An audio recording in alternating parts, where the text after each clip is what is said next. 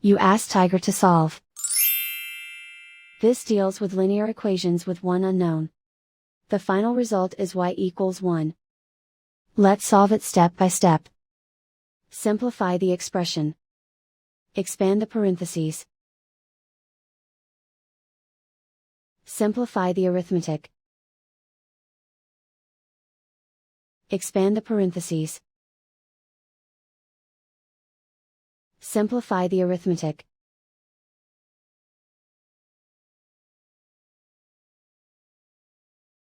Group all y terms on the left side of the equation. Subtract 2y from both sides. Group like terms. Simplify the arithmetic. Group like terms. Simplify the arithmetic. Group all constants on the right side of the equation. Add 6 to both sides. Simplify the arithmetic.